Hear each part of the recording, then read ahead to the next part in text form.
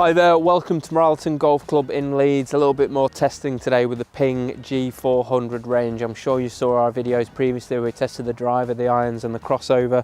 We didn't really touch on the hybrid. We've got the new G400 hybrid here. Loads of cool tech going on in this club. We've got this new MARAGING steel face, which is just thinner. It's got more flex. It should, produce more ball speeds all over the face. So, so really good forgiveness. We've got a nice sort of low and back weight system here again for that, more forgiveness. High MOI and all the good things we like to hear about with our golf clubs. You've got the turbolator technology on here, just like with the other G400 and previous G range. The turbolator is a little bit more pronounced this time around compared to the G range. That's just to try and help you get a little bit more speed on the downswing, make the club a little bit more aerodynamic.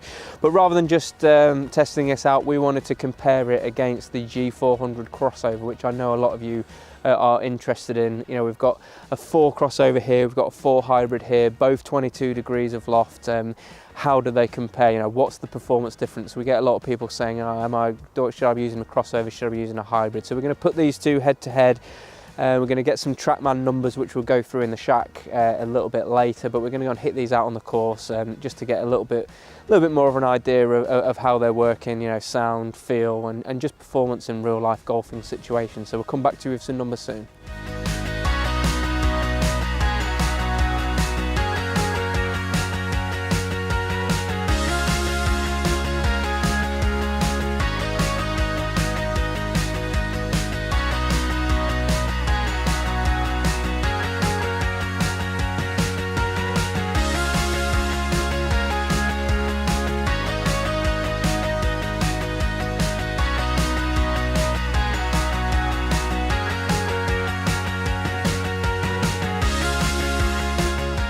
Okay, so we've just got some numbers up on screen now, hitting some shots with the new G400 crossover and the new G400 hybrid.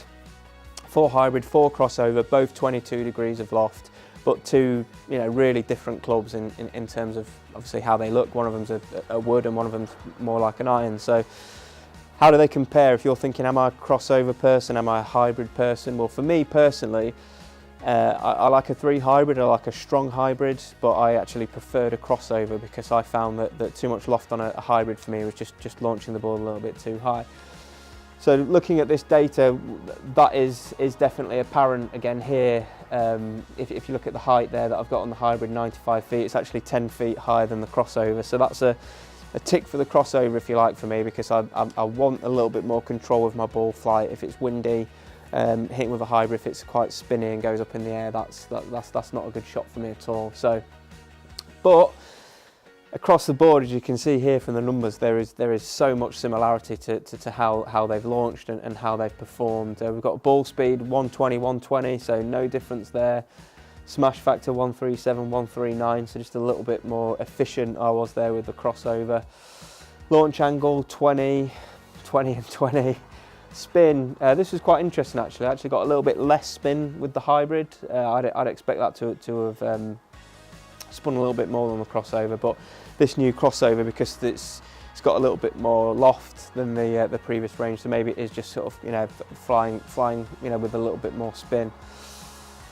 So we've got there also got a carry. We've got 184 with the hybrid, 181 with the crossover. Total 200 with the hybrid, total 200 with the crossover. You can see there from the numbers that there really isn't a huge amount of difference in terms of these perform in terms of their distance, in terms of their what you can expect for them out on the course, when you might want to pull it out for a particular shot. So difference for me, like I say, if I was going to game one of these two clubs, it definitely would be the crossover. I'm currently gaming the original crossover. I actually slightly prefer it to the new model, just because it launches that a little bit lower for me, just that little bit flatter flight, which is what I'm looking for. But if I had to make a choice between G400 4 hybrid, G400 crossover, I'd be going for the crossover all day long, because I feel that when the conditions get a bit windy, or if I just want that little bit more control, I just feel like I'm going to be able to hit it a little bit lower and a little bit more control with that crossover. So both great clubs from Ping.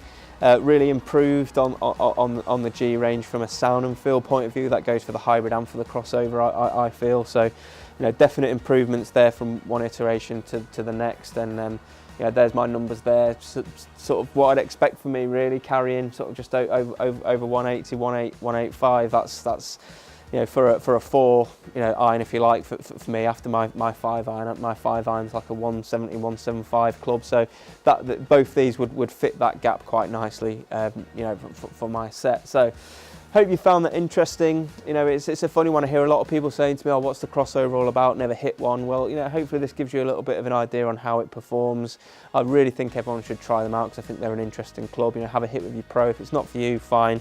You know, you might lean more towards a hybrid, which I think you might get a little bit more forgiveness out of a hybrid if you're, you know, you're a high handicapper, and maybe just a little bit easier to launch it. So, yeah, numbers are there. I'm impressed with both these clubs, but if I'd really like to hear your feedback on what you think about the looks of these clubs, and, you know, ask any more questions on the performance, on the specifications or anything like that, please post it down below. If you like this video, if you don't like the video, please tell us why, and we're always keen to hear your feedback. But thanks very much for watching, and we'll see you again soon.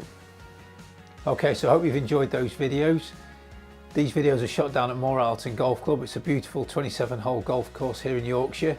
If you want to come and join us in the shack, come down. We can do lessons, we can do custom fitting. We've also got a lovely shop here, professional shop, with lots of quality stock. If you can't get here, have a look on our website, jwgolf.co.uk. Lots of stock available on there. Or if you've got any questions and you want to just drop me an email, my email address is james@jwgolf.co.uk.